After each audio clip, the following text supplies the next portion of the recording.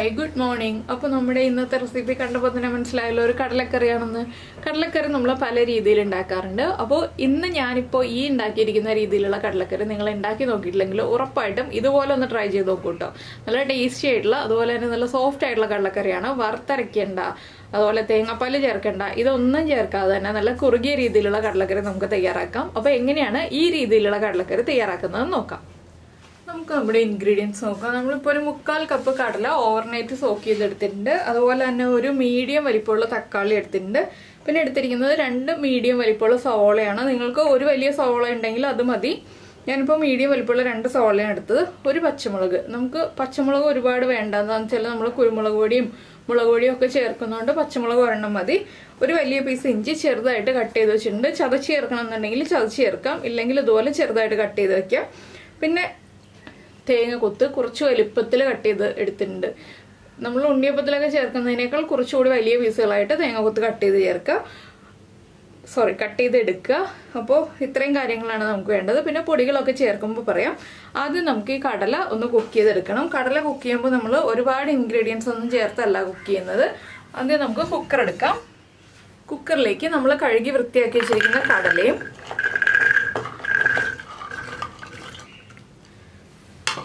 അതുപോലെ തന്നെ നമ്മുടെ പച്ചമുളകും നമ്മൾ ഈ കട്ട് ചെയ്ത് വെച്ചിരിക്കുന്ന സവോളയും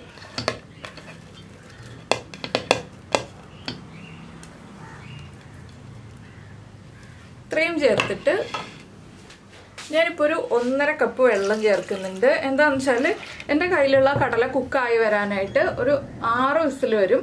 അപ്പോൾ അത്രയും വിസിൽ വരുന്നത് വരെ കുക്ക് ചെയ്യാനുള്ള വെള്ളം നമുക്ക് ഈ ഒരു കടലയിൽ ഉണ്ടാവണം. അതുകൊണ്ട് ഞാൻ 1.5 കപ്പ് വെള്ളമാണ് ചേർക്കുന്നത്. നിങ്ങളുടെ കയ്യിലുള്ള കടലയുടെ കുക്കിംഗ് ടൈം അനുസരിച്ച് വെള്ളത്തിന് അളവ് തീരുമാനിക്കുക. അപ്പോൾ ഇതിലേക്ക് ഉപ്പോ മഞ്ഞൾപ്പൊടിയോ ഒന്നും ചേർക്കേണ്ട. നമുക്ക് കടല കുക്ക് ചെയ്ത് കിട്ടാൻ എളുപ്പത്തിന് വേണ്ടിയിട്ടാണ് നമ്മൾ ഉപ്പും മഞ്ഞൾപ്പൊടിയോ ഒന്നും ചേർക്കാതെ കുക്ക് ചെയ്യുന്നത്. ഈ പച്ചമുളകും സവോളയും കടലയും മാത്രം ചേർത്തിട്ടാണ് കുക്ക് ചെയ്തെടുക്കാൻ പോകുന്നത്. അപ്പോൾ ഞാൻ ഇനി 1/2 കപ്പ് വെള്ളവും കൂടി ചേർക്കട്ടെ. 1/2 കപ്പ് വെള്ളവും കൂടി ചേർത്തിട്ടുണ്ട്. ഇനി കുക്കർ അടച്ചിട്ട് ഞാനിപ്പോൾ ഒരു 5 വിസിൽ വരുന്നത് വരെയാണ് വേവിച്ചെടുക്കുന്നത്. 6 വിസിൽ വേണം കടലയുടെ കംപ്ലീറ്റ് വേവാവാനായിട്ട്. പക്ഷെ നമ്മൾ കടല 5 വിസിൽ വരുന്നത് വരെയാണ് വേവിക്കുന്നത്. ബാക്കി വേവിക്കുന്നത് പിന്നീടാണ്. അപ്പോൾ മസാലയൊക്കെ ചേർത്തിട്ടാണ് വേവിക്കുന്നത്. ഇപ്പോൾ കടല 5 വിസിൽ വരുന്നത് വരെ വെന്ത് വരട്ടെ. അപ്പോൾ നമ്മുടെ കുക്കർ കംപ്ലീറ്റ് പ്രഷർ പോയി. ഞാനത് മാറ്റി വെച്ചു. വേറെ പാൻ വെച്ചിട്ടുണ്ട്. അതിലേക്ക് വെളിച്ചെണ്ണ ഒഴിച്ചിട്ടുണ്ട്. ഇനി നമുക്കിതിലേക്ക് കടുക് ചേർത്ത് കൊടുക്കാം. ഒരു 1/2 ടീസ്പൂൺ കടുക് ഒന്ന് പൊട്ടി തുടങ്ങട്ടെ. കടുക് പൊട്ടിക്കൊണ്ടിരിക്കുമ്പോൾ തന്നെ നമുക്കിതിലേക്ക് ഒരു 3 വറ്റൽമുളക് ചേർത്ത് കൊടുക്കാം. അതുപോലെ തന്നെ നമ്മൾ കട്ട് ചെയ്ത് വെച്ചിരിക്കുന്ന ഇഞ്ചി,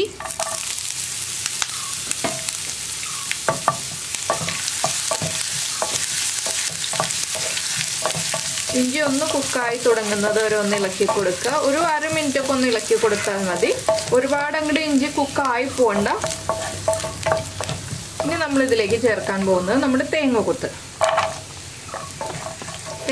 ഒരുപാട് ബ്രൗൺ ആയി പോകണ്ട കേട്ടോ. ചെറുതായിട്ടൊന്ന് കളർ ചേഞ്ച് ആയി വരുന്നത് വരെ ഇളക്കി കൊടുക്കുക. ഇനി നമുക്ക് ഇതിലേക്ക് കറിവേപ്പിലയും കൂടി ചേർത്ത് കൊടുക്കാം.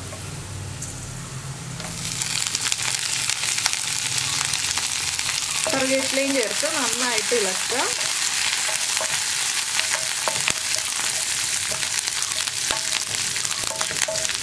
ഇനി നമുക്ക് ഫ്ലെയിം കുറച്ചിട്ട് പൊടികൾ ചേർത്ത് കൊടുക്കാം. പൊടികൾ ചേർക്കുമ്പോൾ നമ്മൾ മഞ്ഞൾപ്പൊടി മുളക് പൊടി ഒന്നും നമ്മുടെ കടലയിലേക്ക് ചേർത്തില്ല. അതുകൊണ്ട് തന്നെ ഒരു 3/4 ടീസ്പൂൺ മഞ്ഞൾപ്പൊടി,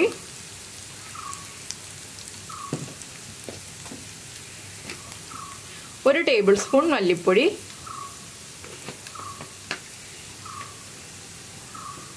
പിന്നെ ഒരു പച്ചമുളക് നമ്മൾ ചേർത്തിട്ടുണ്ട്. അതുകൊണ്ട് തന്നെ ഞാനൊരു 1/2 ടീസ്പൂൺ എരിവുള്ള മുളക് പൊടി ചേർക്കുന്നുണ്ട്.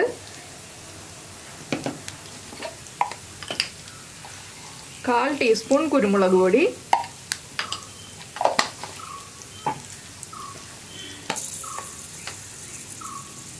മുക്കാൽ ടീസ്പൂൺ ഗരം മസാലപ്പൊടി,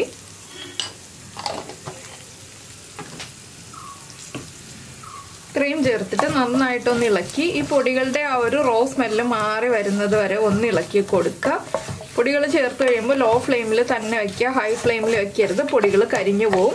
ഈ ഒരു ഇഞ്ചി നിങ്ങൾക്ക് ചതച്ചും ചേർക്കാമെന്ന് ഞാൻ പറഞ്ഞല്ലോ. അപ്പോൾ ചതച്ച് ചേർത്താലും കുഴപ്പമില്ല, ഇതുപോലെ തന്നെ മുറിച്ച് ചേർത്താലും കുഴപ്പമില്ല കേട്ടോ. ഇനി നമ്മൾ ഇതിലേക്ക് ചേർക്കുന്നത് നമ്മുടെ തക്കാളി ഉണ്ടല്ലോ, തക്കാളി ചെറുതായിട്ട് കട്ട് ചെയ്തതാണ്. തക്കാളി കട്ട് ചെയ്തതും കൂടി ചേർത്തിട്ട് നന്നായിട്ടൊന്ന് ഇളക്കി മിക്സ് ചെയ്യുക. തക്കാളിയുടെ ആ ഒരു റോ ടേസ്റ്റ് മാറി വരുന്നത് വരെ ഒന്ന് ഇളക്കി കൊടുക്കേണ്ട ആവശ്യമില്ല. ഒന്ന് ഇളക്കി ജസ്റ്റ് തക്കാളിയും കൂടി ഒന്ന് മിക്സ് ആയി കിട്ടണം, അത്രേ ഉള്ളൂ.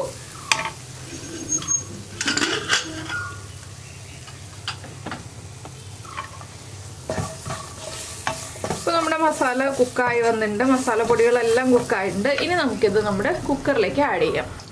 അപ്പോൾ ഞാൻ കുക്കറിലേക്ക് ഈ മസാലകളെല്ലാം ചേർക്കുകയാണ്. ഇനി ഈ പാനിലുണ്ടല്ലോ കുറച്ച് വെള്ളവും കൂടി ചേർത്ത് ആ മസാലകളെല്ലാം ഒന്ന് പാനിൽ നിന്ന് മുഴുവനായിട്ടും കുക്കറിലേക്ക് ചേർത്ത് കൊടുക്കുകയാണ്. ഇനി നമുക്കിത് വീണ്ടും ഇളക്കി മിക്സ് ചെയ്യാം. ഇനി നമുക്ക് കടലയ്ക്ക് ആവശ്യമായിട്ടുള്ള ഉപ്പും കൂടി ചേർത്ത് കൊടുക്കാം. നമ്മൾ ഒട്ടും തന്നെ ഉപ്പ് ചേർത്തിട്ടുണ്ടായിരുന്നില്ല, അതുകൊണ്ട് ഇപ്പോൾ കടലയ്ക്ക് ആവശ്യമായിട്ടുള്ള ഉപ്പ് മുഴുവൻ ചേർത്ത് കൊടുക്കാം. പിന്നീട് ആവശ്യമാണെങ്കിൽ വീണ്ടും ചേർത്ത് കൊടുക്കാം. നന്നായിട്ടൊന്ന് ഇളക്കി മിക്സ് ചെയ്യാം. ഇനി ഒരു വിസിൽ വരുന്നത് വരെ വീണ്ടും ഞാൻ കടല വേവിച്ചെടുക്കുന്നുണ്ട്. ഞാൻ 5 വിസിൽ വരുന്നത് വരെയാണ് ആദ്യം വേവിച്ചത്. ഞാൻ പറഞ്ഞല്ലോ 6 വിസിൽ വരുന്നത് വരെ വേവിച്ചാലാണ് എൻ്റെ കയ്യിലുള്ള കടല കറക്റ്റ് ആവുക. അപ്പോൾ ഇനി ഒരു വിസിൽ വരുന്നത് വരെ വീണ്ടും കുക്കായി വരട്ടെ. അപ്പോൾ നമ്മുടെ കുക്കറിൻ്റെ കംപ്ലീറ്റ് പ്രഷർ പോയിട്ടുണ്ട്. നമുക്ക് തുറക്കാം. ഇനി ഒന്ന് ഫ്ലെയിം ഓൺ ചെയ്യുക, നന്നായിട്ടൊന്ന് തിളക്കട്ടെ. ഇപ്പോൾ കുറച്ച് ഗ്രേവി ഉണ്ട്, ഇതൊന്ന് തിളച്ച് ഒന്ന് കുറുകി വരണം. അപ്പോൾ ഒരു 5 മിനിറ്റ് ഹൈ ഫ്ലെയിമിൽ വെച്ച് നന്നായിട്ടൊന്ന് തിളപ്പിച്ചെടുക്കുക. നന്നായിട്ട് തിളച്ച് കഴിയുമ്പോൾ നമുക്കിതിലേക്ക് ഒരു ഇൻഗ്രീഡിയൻറ്റും കൂടി ആഡ് ചെയ്യാനുണ്ട്. അപ്പോൾ ഇപ്പോൾ ഉപ്പ് ചെക്ക് ചെയ്യുക, ഉപ്പ് കുറവാണെങ്കിൽ ഉപ്പ് ചേർത്ത് കൊടുക്കുക. അപ്പോൾ ഞാൻ ഉപ്പൊക്കെ ചെക്ക് ചെയ്തിട്ട് ഉപ്പ് ആവശ്യമാണെങ്കിൽ ചേർത്ത് കൊടുക്കട്ടെ. അപ്പോൾ നമ്മുടെ കടലക്കറി ഒരു 5 മിനിറ്റ് തിളച്ച് കഴിഞ്ഞപ്പോൾ ദാ ഇതുപോലെ കുറുകി വന്നിട്ടുണ്ട്. ഇനി ചൂട് മാറുന്നതനുസരിച്ച് വീണ്ടും കുറുകി വരും കേട്ടോ. അപ്പോൾ ഇനി നമുക്കിതിലേക്ക് ഒരു 1/2 ടീസ്പൂൺ പെരിഞ്ജീരകം പൊടിച്ചത് ചേർത്ത് കൊടുക്കാം. ഉപ്പൊക്കെ കറക്റ്റാണ്, ഞാൻ ചെക്ക് ചെയ്തായിരുന്നു. ഇനിയിപ്പോൾ ഉപ്പൊന്നും ചേർക്കേണ്ട ആവശ്യമില്ല. അപ്പോൾ ഇനി നമുക്കതൊന്ന് ഇളക്കി മിക്സ് ചെയ്തതിന് ശേഷം നമ്മുടെ സെർവിങ് ബൗളിലേക്ക് മാറ്റാം. അപ്പോൾ ഇത്രയേ ഉള്ളൂ ഈ ഒരു കടലക്കറിയുടെ പരിപാടി. അപ്പോൾ നിങ്ങൾ ഇതുപോലെ കടലക്കറി ഉണ്ടാക്കി നോക്കിയിട്ടില്ലെങ്കിൽ ഉറപ്പായിട്ടൊന്ന് ട്രൈ ചെയ്ത് നോക്കൂ. പുട്ടിൻ്റെ കൂടെയും അപ്പത്തിൻ്റെ കൂടെയും ഇടിയപ്പത്തിൻ്റെ കൂടെയും ഒക്കെ വളരെ നല്ല കോമ്പിനേഷനാണ്. അപ്പോൾ ഞാൻ എന്താ ഇതുപോലൊരു ബൗളിലേക്ക് മാറ്റാണ്. കുക്കറിലാവുമ്പോൾ കാണാൻ ബുദ്ധിമുട്ടല്ലേ, അതുകൊണ്ടാണ് ഞാൻ ഇതുപോലൊരു ബൗളിലേക്ക് മാറ്റി കാണിച്ചു തരുന്നത്. കണ്ടോ, നല്ല കുറുകിയ ചാറോട് കൂടിയിട്ടുള്ള കടലക്കറിയാണ്.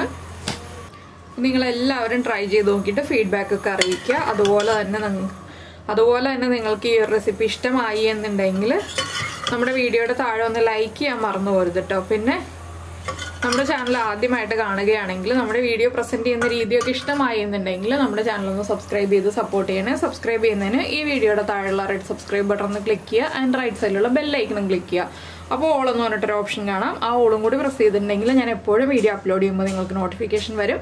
പിന്നെ ഈ കറി കുറുകി പോയിട്ടുണ്ടെങ്കിൽ തിളപ്പിച്ച വെള്ളം ചേർത്ത് മാത്രം ലൂസാക്കി എടുക്കുക, പച്ചവെള്ളം ചേർത്ത് തിളപ്പിക്കരുത്. അപ്പോൾ നമുക്ക് നമ്മുടെ അടുത്ത റെസിപ്പിയുമായിട്ട് അടുത്ത ദിവസം വീണ്ടും കാണാം.